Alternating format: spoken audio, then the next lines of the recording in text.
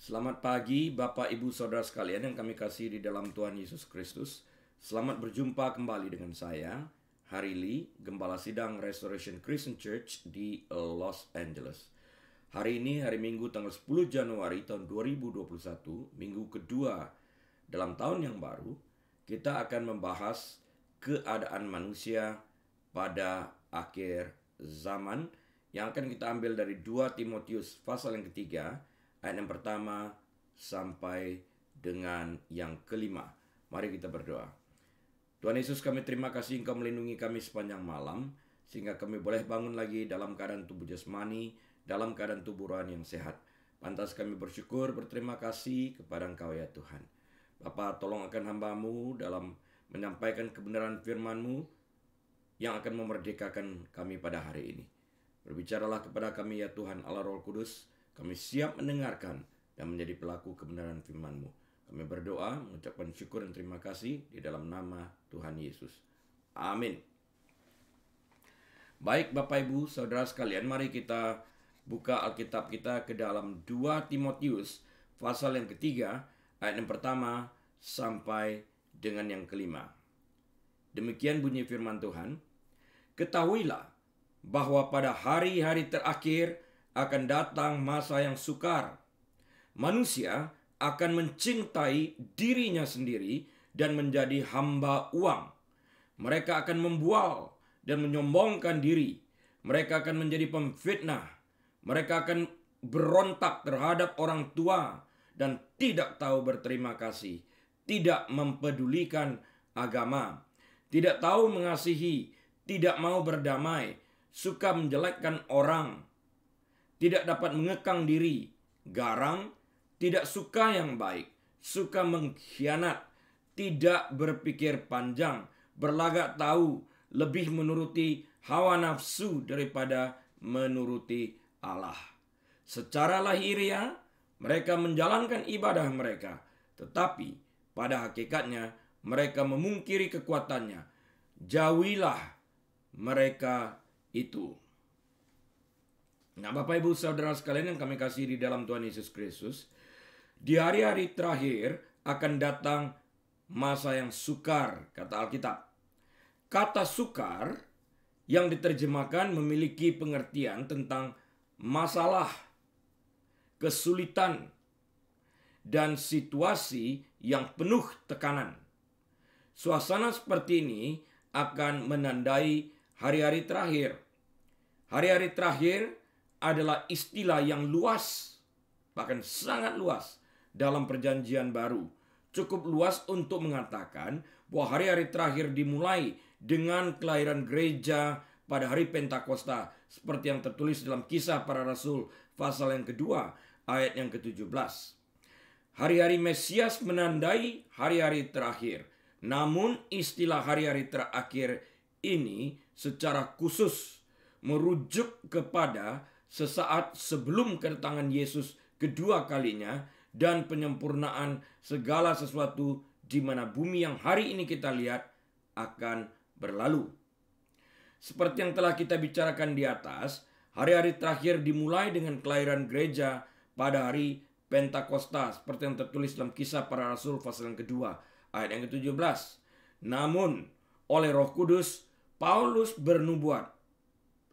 Tolong dipelajari juga 1 Timotius pasal yang keempat yang pertama, bahwa situasi akan makin buruk dengan makin mendekatnya akhir zaman. Nah, hari-hari terakhir akan ditandai dengan bertambahnya kejahatan dalam dunia, runtuhnya standar moral, dan bertambahnya orang murtad dan gereja palsu di dalam kerajaan Allah. Seperti yang tertulis dalam kitab Injil Matius pasal yang ke-24 ayat 11 dan 12. Nah, dalam Matius pasal yang ke-24 ayat 11 dan 12 ini tertulis, banyak nabi palsu akan muncul dan menyesatkan banyak orang.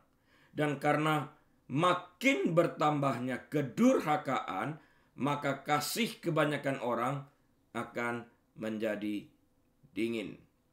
Menjelang kesudahan akhir zaman, para nabi dan pengkhotbah palsu akan terdapat dan bermunculan di mana-mana.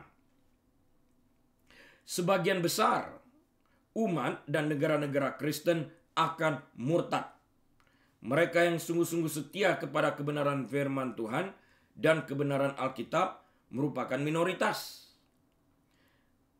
Mereka yang mengakui dirinya beriman dan menerima wahyu yang baru sekalipun itu bertentangan dengan pernyataan firman Allah. Banyak bermunculan. Katanya wahyu baru sekalipun itu bertentangan dengan kebenaran firman Tuhan yang tidak pernah berubah. Firman Tuhan kekal selama-lamanya. Langit bumi berlalu. Firman Tuhan kekal. Tidak ada perubahan dalam firman Tuhan. Hal ini akan menimbulkan perlawanan terhadap kebenaran Alkitab di kalangan gereja-gereja. Karena munculnya pewahyuan-pewahyuan baru yang bertentangan dengan kebenaran Alkitab.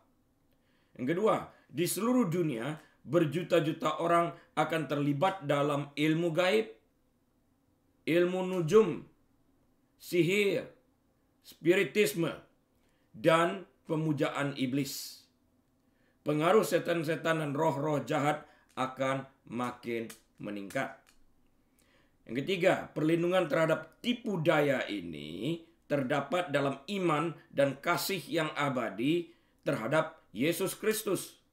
Dalam penyerahan kepada kekuasaan mutlak dari firman Allah. Seperti yang tertulis dalam Matius 24 ayat yang keempat, 11, 13, dan 25. Dan dalam suatu pengenalan yang sangat cermat akan firman itu. Jadi kesimpulannya adalah kita harus mempelajari firman Tuhan dengan seteliti-telitinya, secermat-cermatnya, agar kita tidak dibohongi oleh pengajaran-pengajaran yang palsu. 1 Timotius pasal yang keempat ayat yang ke-16 menasihatkan kita sekalian, awasilah dirimu sendiri dan awasilah ajaranmu. Ini adalah sebuah panggilan, himbauan. Kita mesti mengawasi diri kita sendiri dan kita harus mengawasi pengajaran-pengajaran kita. Bertekunlah dalam semuanya itu, karena dengan berbuat demikian engkau akan menyelamatkan dirimu dan semua orang yang mendengarkan engkau.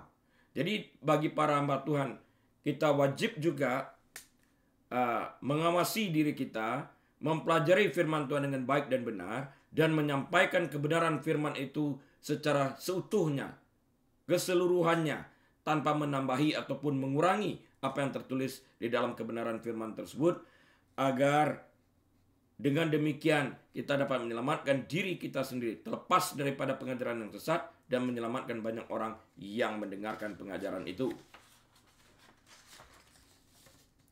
Juga dikatakan di dalam Matius 24 ayat yang ke-12, dan karena makin bertambahnya kedurhakaan, maka kasih kebanyakan orang akan menjadi dingin. Jadi kata kuncinya adalah makin bertambahnya kedurhakaan. Akibat daripada ini, maka kasih kebanyakan orang juga akan menjadi dingin. Ciri khas akhir zaman ialah peningkatan yang luar biasa dari kemesuman, ketidaksenonohan, pemberontakan terhadap Allah, dan penanggalan semua pengekangan moral, perbuatan seksual yang tidak wajar, kedursilaan, perzinahan, pornografi, penggunaan obat-obat terlarang, musik duniawi, dan hiburan yang memuaskan nafsu akan merajalela. Pada waktu itu keadaan akan sama kembali seperti pada zaman Nuh, seperti yang tertulis dalam Matius 24 ayat yang ke-37. Ketika kecenderungan hati manusia jahat semata-mata. Kita harus mempelajari juga Kejadian pasal yang ke-6 ayat yang ke-5. Keadaan akan seperti di zaman Lot. Lihat Lukas 17 ayat 28 dan 30. Ketika homoseksualitas, lesbianisme, dan bermacam-macam bentuk perbuatan seksual yang tidak wajar terdapat dalam masyarakat, seperti yang kita lihat dialami oleh Lot pada zaman Sodom dan Gomora. Yesus melanjutkan dengan menyatakan bahwa ketika itu kasih yang sejati akan berkurang. Standar moralitas menurun secara drastis. apa yang dilarang oleh Alkitab, standarnya diturunkan oleh orang, dan termasuk kepada hamba Tuhan yang menyebarkan firman dari pulpit, menurunkan standar daripada Tuhan yang tertulis dalam Alkitab. Akhirnya semuanya dibenarkan sekalipun itu salah. 1 Timotius 4 ayat yang pertama. 1 Timotius pasal yang keempat. Ayat yang pertama. Tetapi Roh dengan tegas mengatakan bahwa di waktu-waktu kemudian ada orang yang akan murtad lalu mengikuti roh-roh penyesat dan ajaran setan-setan. Roh Kudus dengan jelas menyatakan bahwa di waktu kemudian akan muncul kemurtadan dari iman pribadi terhadap Kristus dan kebenaran Alkitab. Kita dapat mempelajarinya kembali di dalam 2 Tesalonika pasal yang kedua, ayat yang ketiga, dan kitab Yudas pasal yang pertama, ayat yang ketiga dan keempat. Yudas pertama, ayat 3 dan 4. By the way, Yudas hanya ada 1 chapter. Di dalam gereja akan muncul hamba-hamba Tuhan yang karunia-Nya luar biasa dan diurapi dengan heran oleh Allah. Ada yang akan melakukan hal-hal yang luar biasa bagi Allah dan memberitakan Injil dengan efektif. Tetapi mereka akan murtad dari iman dan berangsur-angsur akan mengikuti roh-roh penyesat dan ajaran-ajaran palsu. Karena urapan dan semangat bagi Allah yang dahulu, banyak orang akan tersesat oleh mereka tanpa mereka sadari bahwa hamba-hamba Tuhan yang tadinya melakukan perbuatan-perbuatan besar bagi Tuhan telah mengikuti ajaran-ajaran sesat, sedangkan mereka tidak sadar akan hal itu sehingga mereka pun tersesat oleh pengaruh-pengaruh daripada hamba-hamba Tuhan kaliber seperti ini. Karena itu kita harus menjadi sadar kepada diri kita sendiri agar kita tidak terjerumus ke dalam perilaku yang seperti itu. Karena itu dianjurkan seperti di dalam Acts 17 ayat 11. Kita harus mempelajari Alkitab, menyelidiki Alkitab, dan melihat apakah segala sesuatunya benar seperti yang tertulis. Menyelidiki Alkitab itu adalah tanggung jawab orang Kristen masing-masing. Pribadi lepas pribadi. Yang kedua, banyak orang percaya akan murtad dari iman kepercayaan mereka karena mereka tidak melakukan kewajiban mereka sebagai orang percaya untuk membaca dan merenungkan firman Tuhan, sehingga mereka tidak mengenal kebenaran yang adalah firman Tuhan. Seperti yang tertulis dalam 2 Tesalonika pasal yang kedua ayat yang ke-10. Dan karena mereka tidak memiliki firman dalam hati mereka, maka mereka dengan mudah disesatkan pada akhir zaman. Pelajari juga Matius 24 ayat yang kelima dan ayat 10 sampai dengan 12. Demikianlah Injil yang sudah diputar balikkan oleh para hamba Tuhan dan pembina yang berkompromi akan menyesatkan banyak orang dalam gereja. Lihat lagi nanti di dalam 1 Timotius pasal yang keempat ayat yang pertama dan 2 Timotius pasal yang ketiga ayat yang kelima serta pasal yang keempat ayat yang ketiga. Poin yang ketiga adalah popularitas ajaran-ajaran yang tidak alkitabiah. Saya ulangi, popularitas ajaran-ajaran yang tidak alkitabiah terutama akan disebabkan karena iblis memimpin pasukan setan dalam perlawanan yang lebih hebat terhadap pekerjaan Tuhan. Kedatangan Kristus yang kedua kalinya akan didahului oleh peningkatan satanisme, spiritisme, okultisme, kerasukan setan, dan penipuan setan dalam dunia dan dalam gereja. Pelajari Efesus 6 ayat 11 dan 12. Efesus 6 ayat 11 dan 12. Poin saya yang keempat, perlindungan orang percaya terhadap penipuan semacam itu berasal dari hasil merenungkan firman Tuhan, dan firman Tuhan tersebut mereka simpan dalam hati mereka dan mereka senantiasa diam dalam hadirat Tuhan. Mereka senantiasa berdoa, mereka senantiasa bergumul mencari kehendak Allah di dalam kehidupan mereka sehingga mereka dapat dilepaskan dari penyesatan-penyesatan yang ada. Kesadaran ini harus disertai kerinduan yang sungguh dalam hati seorang percaya untuk melakukan kehendak Tuhan. Seperti yang tertulis dalam Yohanes 7 ayat yang ke-17. Serta hidup dalam kebenaran dan takut akan Allah. Orang percaya hendaknya jangan berpikir, ini poin yang kelima. Orang percaya jangan berpikir bahwa karena meningkatnya kemurtadan dan penyesatan yang terdapat di kalangan Kristen pada akhir zaman, maka kebangunan rohani yang sejati tidak dapat terjadi, atau perkabaran Injil menurut pola perjanjian baru tidak dapat berhasil. Pandangan ini, Bapak Ibu Saudara sekalian, adalah keliru. Allah telah berjanji bahwa di hari-hari terakhir Ia akan menyelamatkan semua orang yang berseru kepada namanya dan memisahkan diri mereka dari angkatan yang rusak ini. Seperti yang tertulis dalam Kisah Para Rasul pasal yang kedua ayat 16 sampai dengan 21 dan ayat 33 serta ayat 38 sampai 40 dan Kisah Para Rasul pasal yang ketiga ayat 19, di mana Allah mencurahkan roh-Nya atas mereka. Contoh gereja palsu pada saat ini adalah gereja Tuhan yang Maha Kuasa. Lagi berkembang. Nama gereja palsu ini adalah gereja Tuhan yang Maha Kuasa, atau dalam bahasa Inggrisnya The Church of Almighty God. Sudah barang tentu masih ada gereja-gereja palsu dan sesat lainnya seperti Saksi Yehova, Mormon, Children of God, Christian Science, dan lain-lain sebagainya.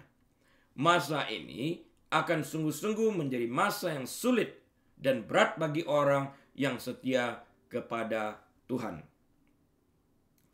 Paulus memberikan peringatan ini untuk memperkuat para gembala dan gerejanya yang tetap setia kepada Kristus dan pengajarannya. Anugerah keselamatan sepenuhnya dalam Kristus dan pencurahan Roh Kudus masih tersedia bagi mereka yang mencarinya sampai hari ini. Sampai saat ini, sampai detik ini. Kemurtadan gereja hanya berarti lebih banyak kasih karunia dan kuasa bagi mereka yang berpegang teguh kepada iman mula-mula yang dipercayakan kepada orang-orang kudus. Seperti yang tertulis dalam Kisah Para Rasul pasal yang keempat ayat 33 dan Roma pasal yang kelima ayat 20 serta kitab Yudas pasal yang pertama ayat yang ketiga.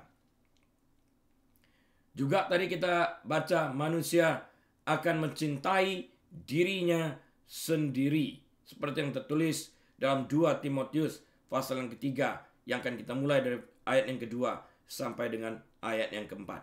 2 Timotius pasal yang ketiga ayat 2 sampai 4. Manusia akan mencintai dirinya sendiri dan menjadi hamba uang. Mereka akan membual dan menyombongkan diri. Mereka akan menjadi pemfitnah. Mereka akan berontak terhadap orang tua dan tidak tahu berterima kasih, tidak mempedulikan agama, tidak tahu mengasihi, tidak mau berdamai, suka menjelekkan orang, tidak dapat mengekang diri, garang, tidak suka yang baik, suka mengkhianat, tidak berpikir panjang, berlagak tahu, lebih menuruti hawa nafsu daripada menuruti Allah. Paulus menyebut berbagai dosa yang berakar pada sifat mencintai diri sendiri, seperti yang tertulis dalam 2 Timotius pasal 3 ayat 2-4 yang barusan saja kita kutip bersama-sama. Paulus membuat serentetan daftar daripada dosa yang berawal daripada mencintai diri sendiri. Dewasa ini ada orang yang mengajarkan bahwa kurang mencintai diri adalah akar dosa. Ajaran ini, Bapak Ibu Saudara sekalian, bertentangan dengan ayat 3 yang mengatakan tidak tahu mengasihi. Tidak tahu mengasihi itu sangat berbeda dengan mencintai diri sendiri. memusatkan perhatian sepenuhnya kepada diri sendiri dalam makna mencintai diri sendiri tanpa peduli kepada orang lain yang juga hadir di sekeliling kita, yang juga hadir dalam kehidupan kita, akan mengakibatkan pemikiran sepenuhnya kepadaku, untukku, dariku, kepadaku, untukku, berkisar hanya mengenai diriku sendiri, yang akan berakhir kepada pemikiran egosentris dan egois. Ini adalah bentuk tidak tahu mengasihi. Jadi egosentris itu atau keegoisan itu adalah bentuk tidak tahu mengasihi. Bukan tidak mengasihi diri sendiri, tidak tahu mengasihi. Karena dia berpusat kepada aku harus mengasihi diriku sendiri dan tidak ada orang lain yang perlu dikasihi. Ini pemikiran yang salah, egosentris dan egois. Sekarang kita akan mempelajari sedikit tentang tidak tahu mengasihi. Seperti yang tertulis dalam 2 Timotius pasal yang ketiga, ayat yang ketiga. Inilah keadaan pada akhir zaman itu. Tidak tahu mengasihi. Tidak mau berdamai. Suka menjelekkan orang. Tidak dapat mengekang diri. Garang. Tidak suka yang baik. Semua rentetan daripada dosa ini tadi dimulai dari tidak mengasihi diri sendiri dan kemudian tidak tahu mengasihi. Akibat tidak tahu mengasihi, maka orang tersebut tidak mau berdamai. Akibat tidak mau berdamai, urusannya menjelekkan orang terus, memfitnah, sebarkan hoax, dan sebagainya. Karena, kenapa? Ia tidak dapat mengekang diri. Dia garang dan tidak suka yang baik. Yohanes pasal yang ke-15, Injil Yohanes pasal yang ke-15, ayat yang ke-17 dalam terjemahan baru, dengan jelas mengatakan, inilah perintahku kepadamu. Ini Tuhan Yesus berbicara. Kasihilah seorang akan yang lain. Jadi, tidak boleh mencintai hanya diri sendiri.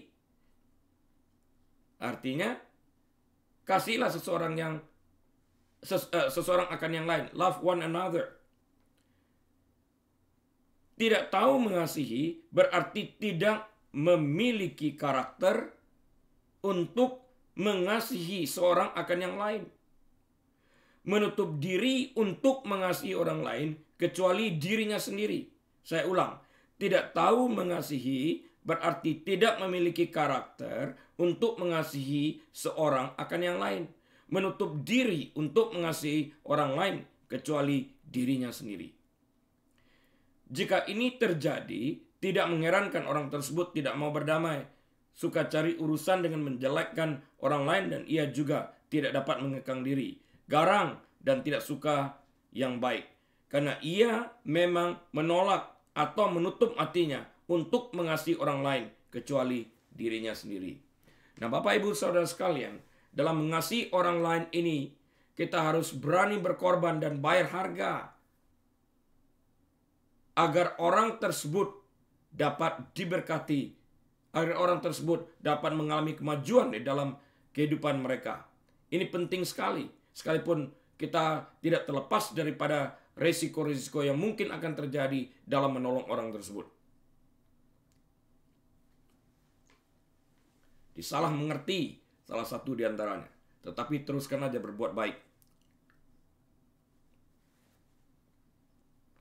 Pada hari-hari terakhir, orang percaya harus siap menghadapi kejahatan yang merajalela di mana-mana. Rasul Paulus menubuatkan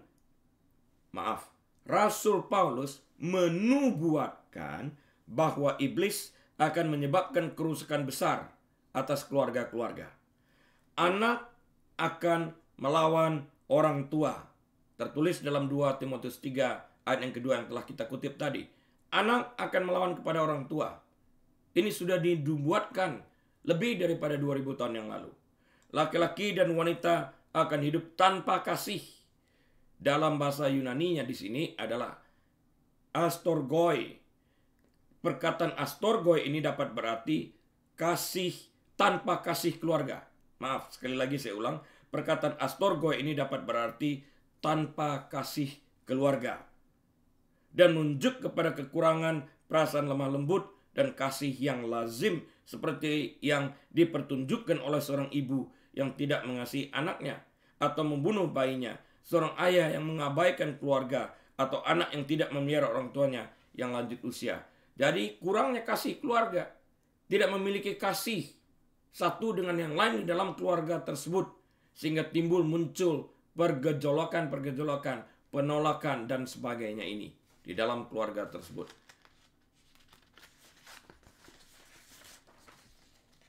Lukas pasal yang pertama, ayat yang ke-17. Dan ia, artinya Yohanes Pembaptis, akan berjalan mendahului Tuhan dalam roh dan kuasa Elia untuk membuat hati bapa-bapa berbalik kepada anak-anaknya. Seperti yang tertulis juga dalam Malaki 4 ayat yang ke-5. Dan hati orang-orang durhaka kepada pikiran orang-orang benar, dan dengan demikian menyiapkan bagi Tuhan suatu umat yang layak baginya. Saya ulang sekali lagi, Lukas 1 ayat 17. Dan ia, Yohanes Pembaptis, akan berjalan mendahului Tuhan dalam roh dan kuasa Elia untuk membuat hati bapa-bapa berbalik kepada anak-anaknya. Seperti yang tulis juga dalam Malaki 4 ayat 5. Dan hati orang-orang durhaka kepada pikiran orang-orang benar, dan dengan demikian menyiapkan bagi Tuhan suatu umat yang layak baginya. Ini adalah suatu ungkapan panggilan untuk bertobat. Dalam banyak hal, Yohanes Pembaptis akan mirip dengan Nabi Elia yang berani itu, karena dipenuhi Roh Kudus. Yohanes akan menjadi seorang pengkhotbah yang memberitakan kebenaran moral. Pelajari dalam Lukas 3 ayat 7-14, Matius 3 ayat 1-10. Ia, Yohanes Pembaptis, akan mempertunjukkan pelayanan Roh Kudus dengan berkhotbah tentang dosa, kebenaran, dan penghakiman.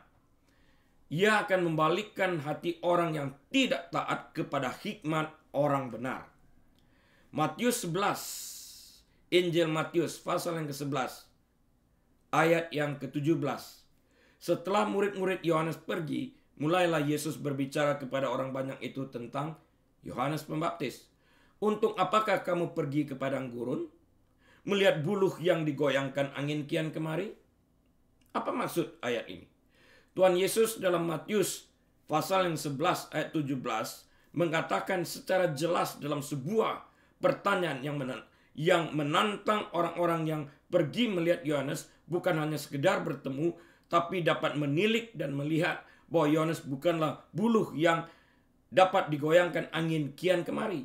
Ia sedang menunjuk kepada watak Yohanes yang benar dan kepada reputasinya sebagai pengkhotbah yang tidak mau berkompromi terhadap keyakinannya.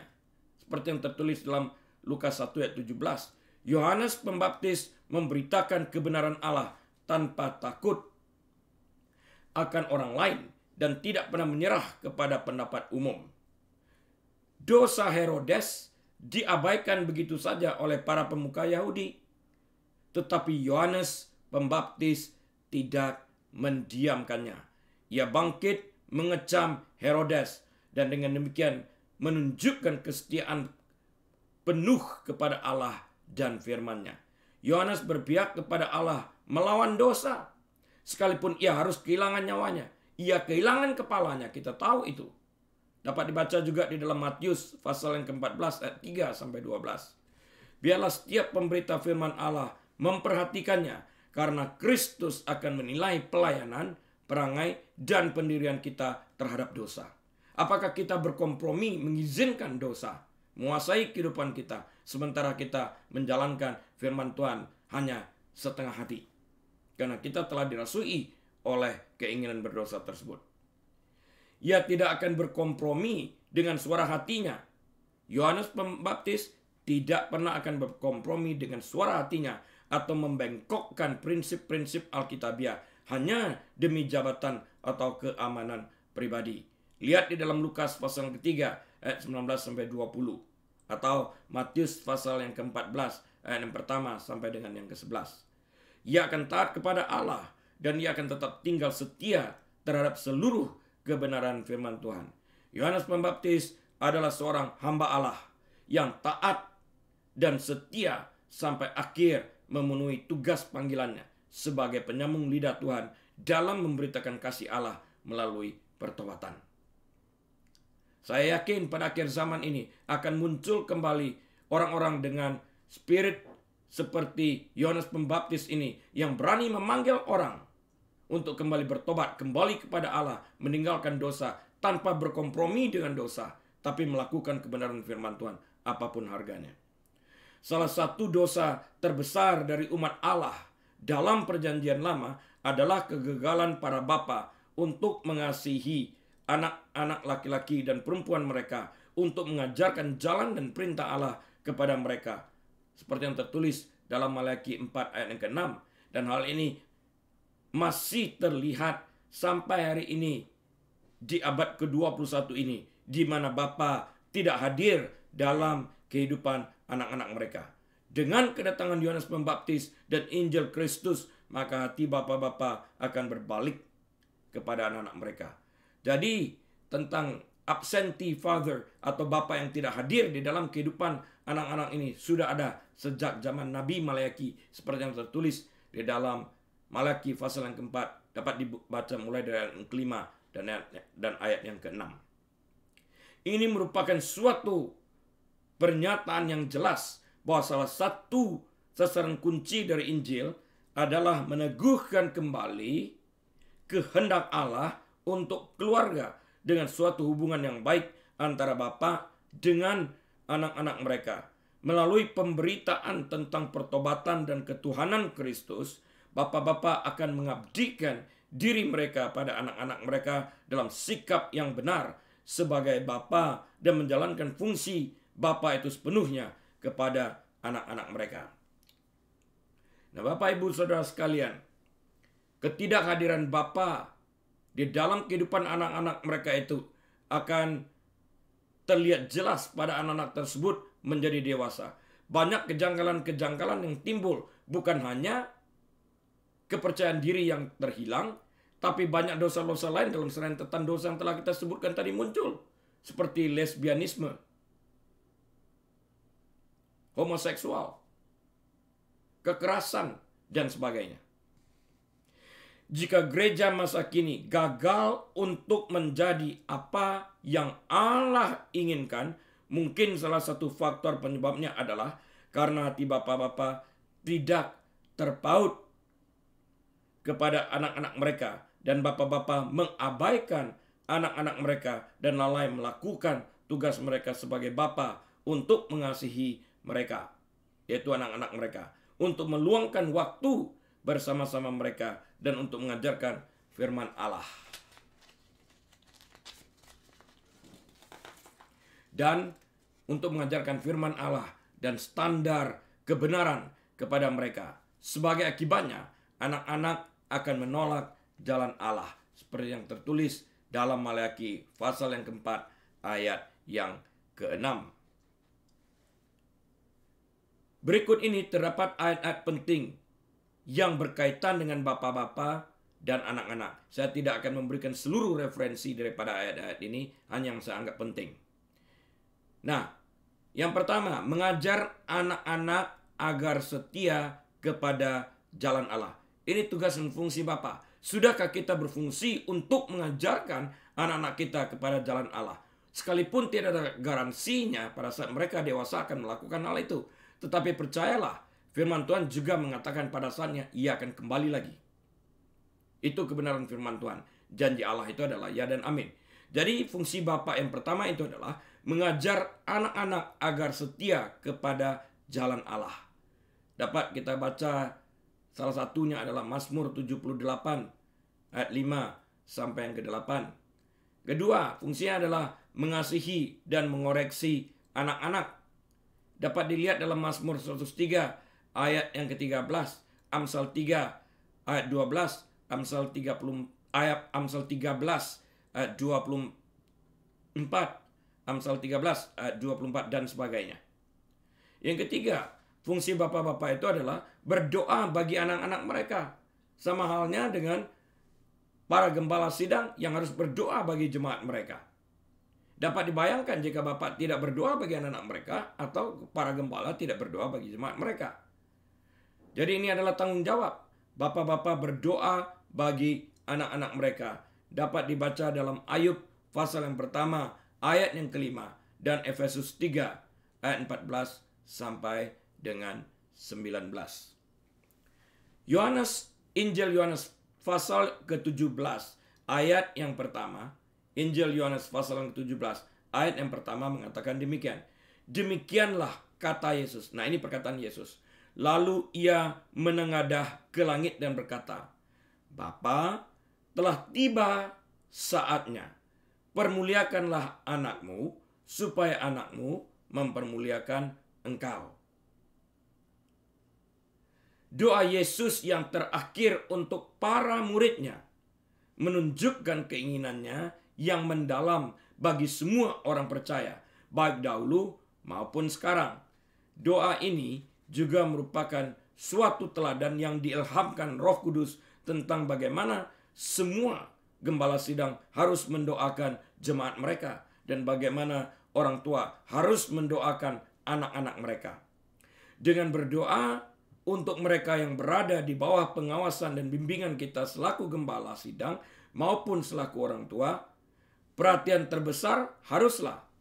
Yang pertama, perhatian terbesar di dalam berdoa itu adalah supaya baik jemaat maupun anak-anak kita dapat mengenal Kristus dan firman-Nya secara mendalam. Yohanes 17 ayat 2 dan 3. Ayat 17 dan ayat 19. Yang kedua, di dalam berdoa tersebut supaya Allah melindungi mereka dari dunia dan segala keinginannya, agar mereka tidak tersesat oleh tipu daya iblis dan ajaran palsu. Yohanes 17 ayat yang ke-6, ayat 11 serta ayat 14 sampai dengan 17. Poin yang ketiga di dalam berdoa tersebut, baik bagi para gembala maupun orang tua, agar mereka senantiasa dapat mendoakan para jemaat dan anak-anak mereka agar senantiasa memiliki sukacita penuh di dalam Kristus. Jadi supaya mereka senantiasa memiliki sukacita penuh di dalam Yesus Kristus, seperti yang tertulis dalam Yohanes 17 ayat yang ke-13. Dan yang keempat, supaya mereka kudus dalam pikiran, dalam perbuatan, dan tabiat. Karakter, perilaku, perangai mereka. Perbandingkan juga dengan Yohanes 17 ayat yang ke-17. Yohanes 17 ayat 17 mengatakan begini, kuduskanlah mereka dalam kebenaran. Firman-Mu adalah kebenaran. Dengan demikian kita berdoa agar mereka tekun belajar firman Tuhan, dan firman Tuhan itu akan menguduskan pikiran, perbuatan, tabiat, perangai, dan semuanya ini. Jadi sebagai gembala sidang, sebagai orang tua, kita wajib mendorong anak-anak untuk belajar firman Tuhan, merenungkan firman Tuhan. Ini hanya dimungkinkan jika kita selaku orang tua memberikan teladan dan contoh yang nyata bahwa kita sendiri membaca firman Tuhan. Menguduskan artinya menjadikan kudus atau mengasingkan, to set apart for God's holy purpose. Jadi dipisahkan untuk tujuan yang kudus dari Tuhan. Pada malam sebelum disalibkan, Yesus berdoa supaya umatnya menjadi kudus, dalam arti terpisah dari dunia dan dosa. Kita orang Kristen disebut orang-orang kudus, artinya terpisah dari dunia dan dosa. Dengan maksud melayani dan menyembah Allah tujuannya.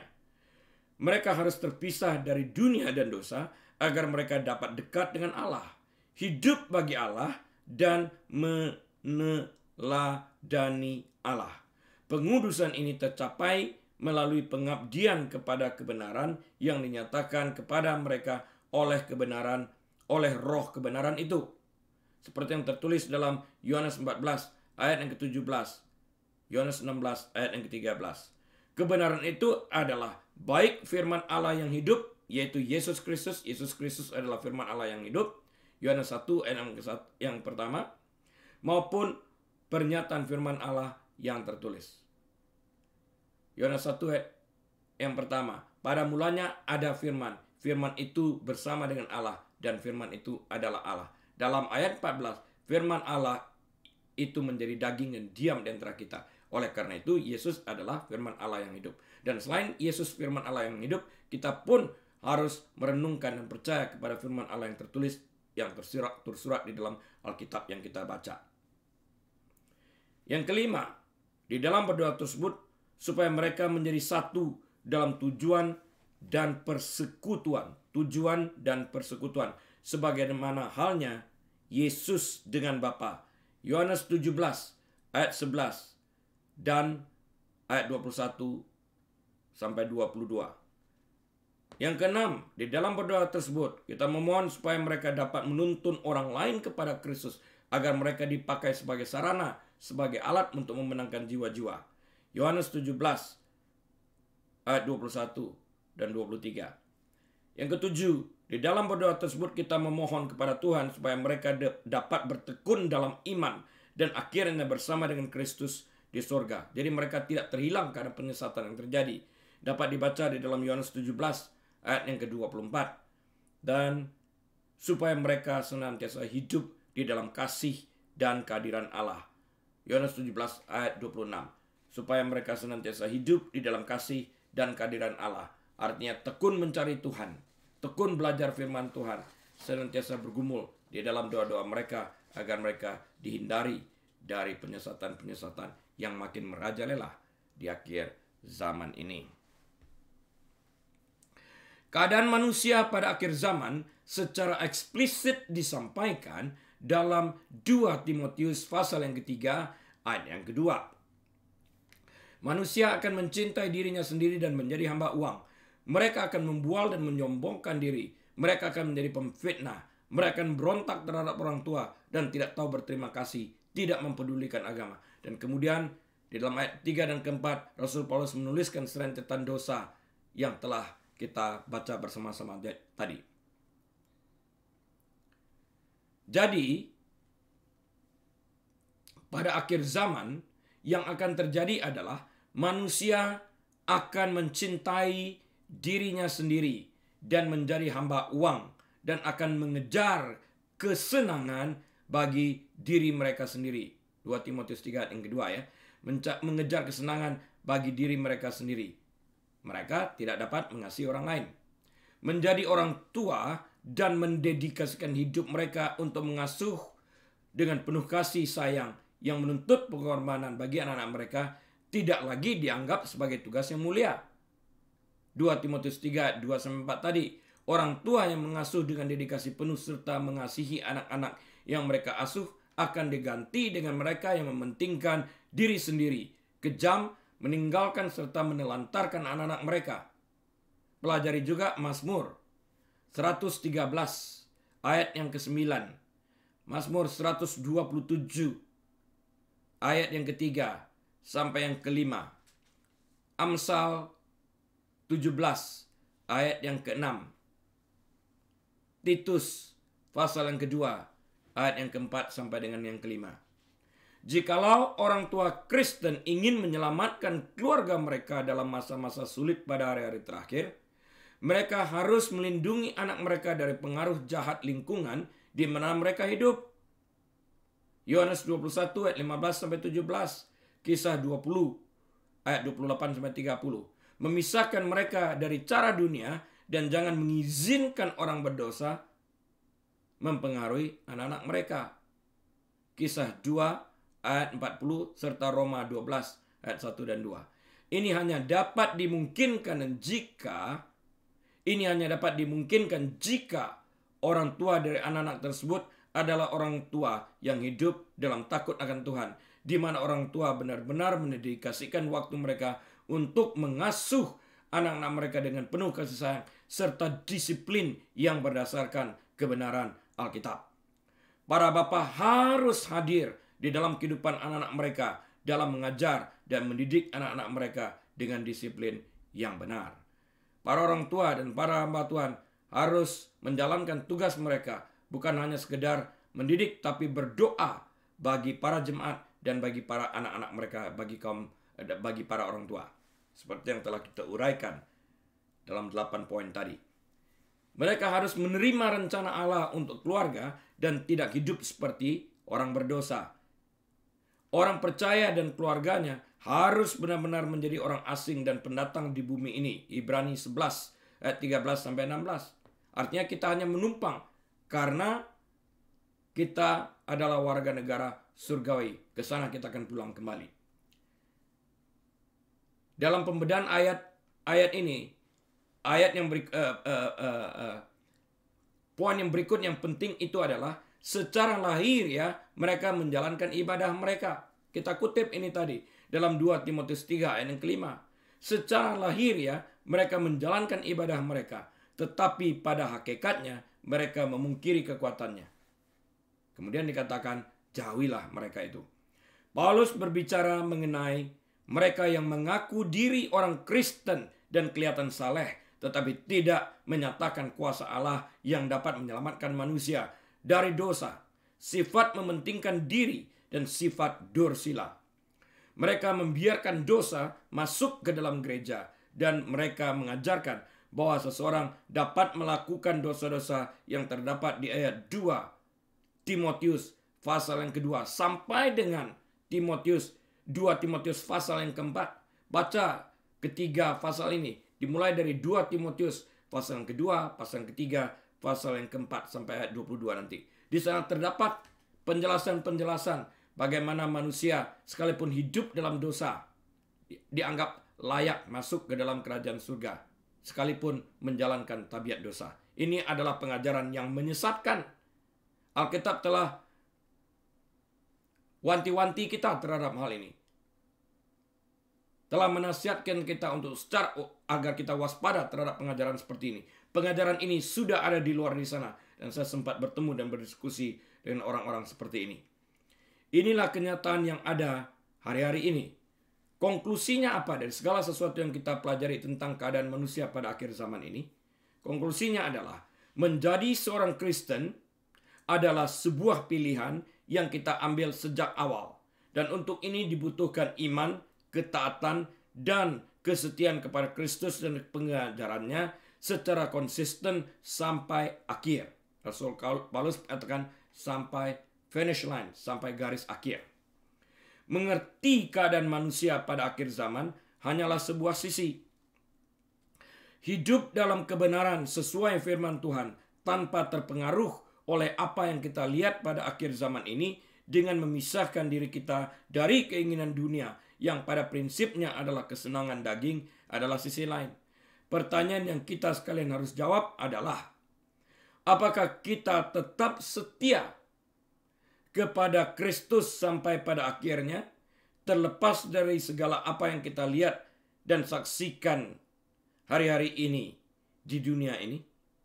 Dan apakah kita akan mengakhiri pertandingan ini dengan baik sehingga kita memperoleh mahkota kehidupan itu pada saatnya? Dan apakah kita akan mendengarkan dari Tuhan Yesus seperti apa yang tertulis di dalam Matius pasal yang ke-25 ayat yang ke-23 yang berbunyi, maka kata tuannya itu kepadanya, baik sekali perbuatanmu itu, hambaku yang baik dan setia. Engkau telah setia memikul tanggung jawab dalam perkara yang kecil. Aku akan memberikan kepadamu tanggung jawab dalam perkara yang besar. Masuklah dan turutlah dalam kebahagiaan Tuhan. Apakah kita akan mendengarkan pernyataan tersebut? Masing-masing kita perlu hari ini merenungkan kebenaran firman Tuhan ini dan mengambil tindakan bertobat pada area-area yang memerlukan pertobatan tersebut. Tuhan Yesus memberkati. Mari kita berdoa. Bapa Surgawi, firman-Mu telah ditaburkan. Biarlah setiap benih firman ini boleh tumbuh di tanah yang subur sehingga dapat berbuah. Kata Alkitab 30 kali, 60 kali, bahkan 100 kali ganda. Tolong kami Tuhan, agar kami tidak hanya mendengarkan, tapi boleh menjadi pelaku-pelaku kebenaran firman-Mu dengan pertobaan yang sungguh-sungguh. Dan teman yang dikasihi Tuhan, biarlah Bapa Surgawi sendiri menyinari wajahnya atas setiap daripada kita. Menuntun kita di jalan yang benar oleh karena namanya. Bahkan membaringkan kita sekalian di padang yang berumput hijau. serta mengurapi kepala kita dengan minyak, sehingga piala kita penuh melimpah. Ia juga yang menyediakan hidangan bagi kita di hadapan lawan-lawan kita. Ia yang membimbing kita adalah setia adanya. Diberkatilah engkau saat engkau masuk, diberkatilah engkau saat engkau keluar, diberkatilah bakulmu, diberkatilah tempat adonanmu. Engkau akan menjadi kepala dan bukan ekor, naik terus dan tidak pernah turun. Diberkati engkau di tempat pekerjaanmu, diberkati rumah tanggamu, diberkati engkau di sekolahmu, apa saja engkau kerjakan, Tuhan yang membuat engkau berhasil. Agar engkau tetap setia kepadanya dan mendatangkan kemuliaan kepada namanya. Dan biarlah kita membuka lembaran waktu kita dengan hati penuh dengan ucapan syukur dan terima kasih, dengan hikmat dan marifat dari Bapa Surgawi, damai sejahtera dari Tuhan Yesus Kristus, Raja Damai itu, dan di dalam persekutuan yang manis dan erat bersama dengan Tuhan Allah Roh Kudus, saat ini bahkan sampai selama-lamanya. Tuhan Yesus datang kali keduanya menjemput semua kita yang percaya kepadanya. Semua umat Tuhan yang percaya berkata, amin, amin dan amin.